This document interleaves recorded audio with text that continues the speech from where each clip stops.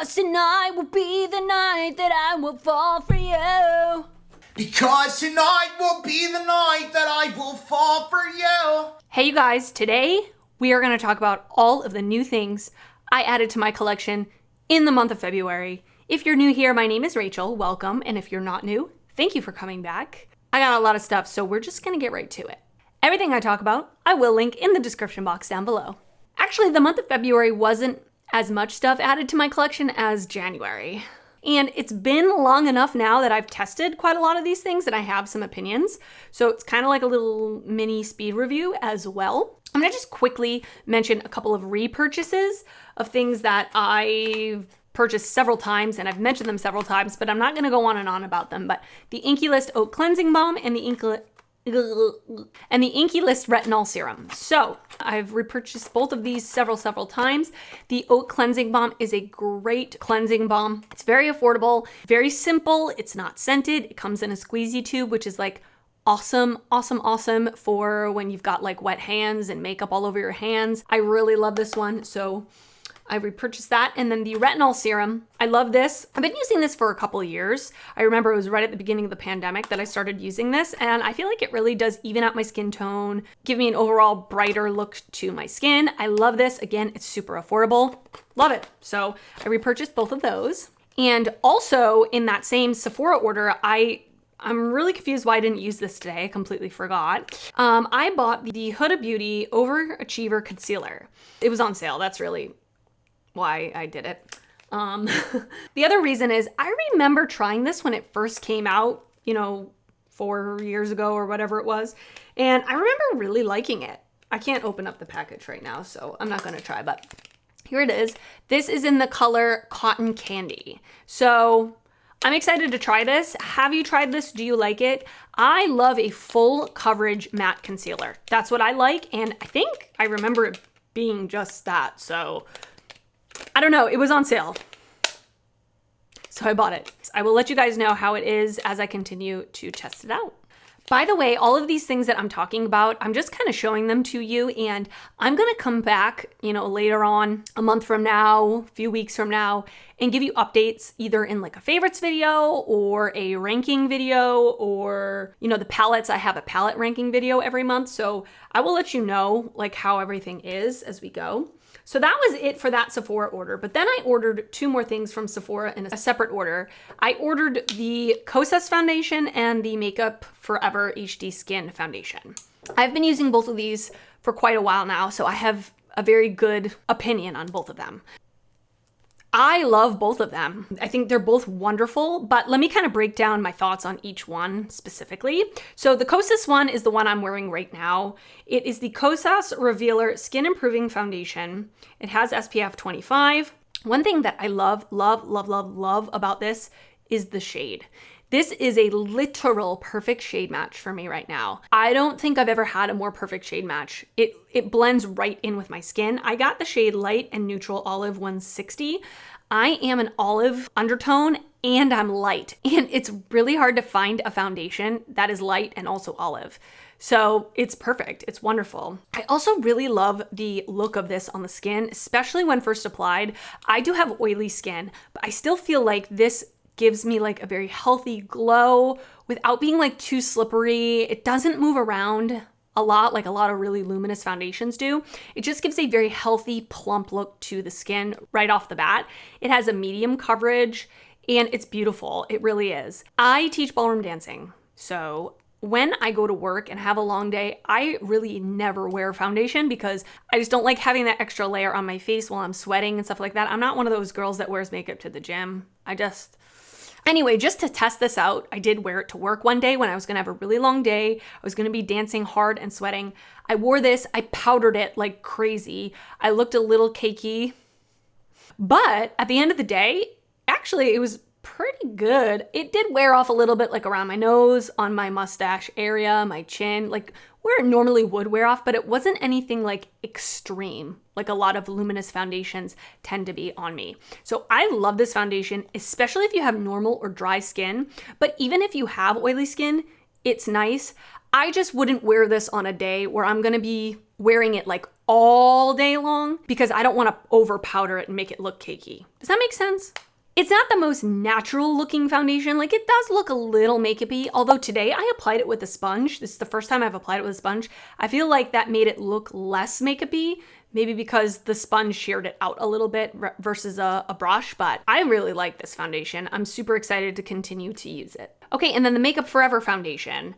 So if I had to choose one or the other, I would choose the Makeup Forever one because I feel like this one lasts much more on my skin, which for me as somebody with oily skin, I care about stuff like that because a lot of foundations don't last on me all day, where I'm like worried about touching up all the time. So this one lasts a little bit better on me without having to like over powder it. I don't love the shade match on me. I did get the shade 1N14, which says it's a neutral undertone. If there is no olive option, I tend to go for a neutral option. I feel like that's the closest thing. And this is just a little bit orange on me, just like a touch Oompa Loompa. It's not that bad, and especially as I get a little more tan, I feel like it'll be okay, and I can make it work. It's just not as good as the Kosas one. This one is so strange in the sense that like it really does look like skin. Like when you're applying it, it like sinks right into the skin. It becomes one with your skin. It's not sitting on top of the skin. It's really cool. Not a lot of foundations do that. I usually apply this with a brush just so I can get the most coverage out of it. Again, it's a more medium coverage. It's really nice. I like it a lot. It lasts pretty well on me. I mean, by the end of the day, my oils are showing through, but that's with most foundations. I would say this is between matte and luminous. I wouldn't call it matte. I wouldn't call it luminous. It's just skin-like right in the middle. It's really nice. It's really nice. The only complaint I have is the shade. So yeah. I'm happy to have both of these foundations. Okay, another thing that I added to my collection in the month of February that I have literally been obsessed with is the Bliss Blockstar Invisible Daily Sunscreen SPF 30. So this sunscreen, listen, if you have oily skin, you need this. You need this. My go-to sunscreen is the Kinship Self-Reflect Probiotic Sunscreen. And I like that one a lot. I love it because it feels like a moisturizer. It's really easy to apply. It doesn't feel sticky. It feels super hydrating. Gives you a bit of a glow. But on days where I'm really oily or days where I know I'm going to be sweating, I don't love using that foundation. I don't love using that sunscreen just because it is so moisturizing, so hydrating. So this one I saw Skincare by Hyram recommend for people with oily skin, and it is beautiful. It has the most unique texture and unique finish on the skin. It does come out slightly tinted, which a lot of sunscreens do that so that they don't give a white cast. And then once you rub it in and you work it into the skin, the tint pretty much dissipates. Now, the tint and my skin tone is pretty much the same, so I don't know if it's just because it works with my skin tone. I think maybe if you're super, super fair or super, super deep skin tone, I don't know if this would work for you. But looking at it on my hand, I don't really see a tint. And the finish is so beautiful. It's like the perfect blurring primer. Like there's a softness to it. It definitely adds a bit of a matte look, but it's not sticky, it's not dry. It's just very smooth, like super smooth like a primer. That's literally what I can describe it as. It is beautiful underneath foundation, especially like the Kosas foundation that's a little more luminous. I love putting this underneath and basically using it as a sunscreen and a primer. It's really, really nice. If you have dry skin, I don't know that you would love this, but if you have oily skin, I highly, highly suggest this one. My only thing that I don't love about this is the smell. It is a bit of a chemically smell, but it's not something that I smell once I've applied it. The smell dissipates. It's just upon application. It does have a kind of a bit of a strong smell.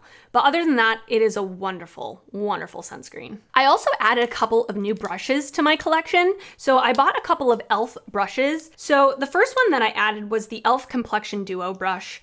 I had one from when I bought the CC cream, when they came out the CC cream, whenever that was, a couple of years ago, a year ago. Time just has no meaning to me anymore. I don't really know what year it is. Anyway, I got it, and when I got it, I was like, okay, it's fine. It is more of a small brush for foundation. It worked fine for foundation, but one day I picked it up and I used it for cream bronzer just because I couldn't find a clean brush or something like that. And I loved how it looked and how it applied my cream bronzer. It's the perfect size for just getting right in my cheekbones, right around the perimeter of my face. It applies it so well because it's quite dense. It just picks up the product, disperses it beautifully. I love, love, love it. So I decided to pick up a second one for cream blush. And I also love using it for cream blush. Applies it right on the cheekbones perfectly. I love these more. I mean, I do actually still use this for foundation when it's clean and I need a foundation brush, but I prefer it more for cream bronzer and cream blush. I think they're gorgeous. So if you are looking for an affordable option for cream bronzer or cream blush, highly suggest these e.l.f. Complexion Duo brushes. I don't really ever use the small side. Sometimes if I do use this to apply my foundation, if I want to like get in my nose crevices or whatever, I'll use these little small side, but mostly I use the top, and these are under $10, so they're worth it just for the top part, in my opinion. And then the next brush I got is the Flawless Concealer Brush. So I'm not really a concealer brush person. When I apply concealer, most of the time I use a sponge, but sometimes I'm lazy. Sometimes I don't feel like getting up to wet my sponge. So sometimes I like a concealer brush, but this is a wonderful concealer brush. It is literally the perfect size to get right into the corner of the eye and buff it out. It's small enough. Some concealer brushes are too big. I really like the size of it. And also it does not suck up any of your product. Like this is dirty and it looks completely clean because I feel like it just disperses the product where you want it. It doesn't suck up any product. It's dense, but it's soft. Like it's not a stiff brush. I really love this. I've been loving it, and I'm not a concealer brush person. So yeah, I'm enjoying it. Okay, and then I picked up 3 eyeshadow palettes, which for me is not that bad for a month's worth. Month of March will be much more, so stay tuned for that. Stop it. Get some help. The one that I'm wearing on my eyes right now is the Nubian 3 Coral from Juvia's Place. This is not a new palette. This is a palette that's been around for a while, but it's been on my wish list, and I did pick it up at Ulta because they were having a sale. So I got this for $12. I think originally it's $20, and it's a really pretty palette. I love coral eyeshadows. For me, like they're one of my favorite shadows to wear on my skin tone and my eye color. I just think it complements me so well. And I like this because it's coral, but it's also got neutrals, browns. It's also got some cool tone grays up top. It's just a very different kind of coral palette than you would think. I love the quality of I almost said Julia's Place. No, Juvia's Place. I love the quality of their shadows. Both the mattes and the metallics are beautiful. I created a very simple look with 3 eyeshadows today, and so I'm excited to continue to use this one. The next one I picked up right at the beginning of February is the Blend Bunny Cosmetics The Dollhouse palette. I did talk about this briefly on my If I Had to Declutter One Palette for My Collection from Each Brand video. I did mention this one. Now, that is not to say that I don't like this palette. I think this palette is really beautiful. Really beautiful. So they are calling this a neutral palette. I mean, in my eyes, as a neutral Nelly, I wouldn't call this a neutral palette. I call this a quite beautiful, like muted, colorful palette. It's got mostly mattes, like the 3 middle rows are all mattes. The top and the bottom are shimmers. They've got lighter shimmers at the top, darker shimmers at the bottom. And all of these like super deep colors, if you look at them in person, they don't look like the same shade. I also like that this is laid out in columns that are all a color scheme that you can wear them all together. So I have done that with this palette. Like I've tended to stick to staying with a column. I really, really like the matte formula from Blend Bunny Cosmetics. I feel like her matte formula is one of the best matte formulas that I've ever used. Pigmented yet blendable, also buildable. Like it's not so pigmented off the bat that it's hard to blend out. It gets patchy. It's so easy to use. Truly so easy to use. The shimmers. These shimmers are not my most favorite, I'll be honest with you. I prefer, personally, like a thicker metallic, traditional metallic. These are really pretty though. I'm not saying they're not. They are really beautiful, but they're much more of like that sparkly, more sparkly, thinner type of metallic shadow. Very beautiful on the eyes. Still absolutely beautiful. I'm so happy to have this in my collection, that you can really get a very just light, everyday look, or you can deepen it up and make it a little more pow, a little more pizzazz. Beautiful, beautiful formula though, and a wonderful palette. And then the third palette I picked up was the Oden's Eye and Angelica Hela palette. So I love Angelica Nyqvist. I am subscribed to her. I love her videos. I watch every single one of her videos. She's just amazing and all of that. So when she was coming out with this collaboration with Oden's Eye, I was so excited to buy it, and I immediately bought it on launch day. First of all, the outside packaging is so beautiful. Like, the artwork is stunning. And then inside, it is definitely like a half green, half pink, pinky purple. So the top two rows are really going to give you a green look, whether you want it to be like a deeper green or a more lime green or a more like muted olivey green. You've got all these different type of greens, and then a row of pinks and a row of purples. There's also this beautiful multi-chrome shade. Like, it is crazy. Obviously, you're not going to be able to see it on camera, but it is gorgeous. I have only used this once, so I don't have a full opinion on it yet. So I'm going to continue to test this. I'm really excited to use the pinks. I've only used the green shadows. I love Oden's Eye though. I have also been using the Red Dragon palette this past month. It's going to go into my palette ranking. I'm going to combine February and March and do a palette ranking for those 2 months, just because I was really sick in the month of February. I didn't wear eyeshadow or makeup for that matter for a good like 10 days. I didn't wear any makeup. I missed it. I love this palette. I'm excited to continue to use it. And then I went lash crazy. I bought a lot of lashes.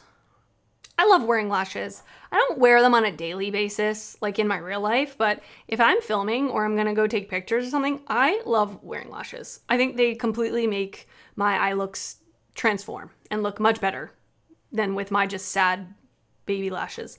So I picked up 2 more pairs of the House of Lashes Iconic Lights. These are my all-time favorite lashes. I just think they're so beautiful. And I love lashes that are voluminous and curled and more like cat eye, more big. I was gonna say more big. That doesn't make sense. That flare out at the ends and are a little more tapered on the inside. And that's what these are. I also like lashes that are not super dramatic, but not super light either. That in between. I don't love like heavy, big lashes. I just don't like how they look on me. So these are just like the perfect lightweight, but still like va-va-voom type of lash. Highly recommend these. Ulta was having like a lash day sale or something, so I bought these. And then I went crazy on the Unearthly Cosmetics website and I bought 6 pairs of lashes. Well, technically at first I bought 3, I think, and then I bought 3 more because I liked them so much. So I am currently wearing the style Immortal, and these remind me a lot of the Iconic Lights. A lot. These are a bit longer, I think, and less voluminous, a little more like wispy, but I love them. I've only worn these out of all 6 that I bought. These are the only ones I've worn. I've worn them a couple times now, and they're very easy to apply. They really remind me of like an Ardell, where they're extremely light. The lash band is not stiff at all. Very easy to apply. Really nice lashes, and they're very affordable. I think these are $6.99, which is great. So I got the style Immortal. I got the style, I'm just gonna read them and pop them up on the screen because I don't know that you'll be able to see them. I got Mystic, then I got the shade. Then I got the style Intangible. Then I got Dreamlike. These ones look really pretty. These ones look interesting. Cherubic. They're more like PC. And then finally I got Boundless. And these look more like Iconic Lights, like the actual, Iconics from House of Lashes. A little bit more dramatic, a little bit more full. But I just thought these were really, really beautiful lashes. I loved all the styles that she was offering, so yeah, I bought them. All right, and that is it. That is everything I added to my collection in the month of February. Let me know any of your thoughts. Have you used any of these products? Did you pick up anything in the month of February that you want to let me know about? Do you want to know anything about the products that I showed you? Do you want any videos? What do you want from me? What do you want from me? Let me know down in the comments. And I want to thank you so much for watching. If you did enjoy this video, please give it a thumbs up. That helps me out a lot. And I would love for you to subscribe if you haven't already. I do upload videos weekly, both beauty and fashion videos, and I would love to see you back on my channel. Thank you so much. I will see you next time. Bye.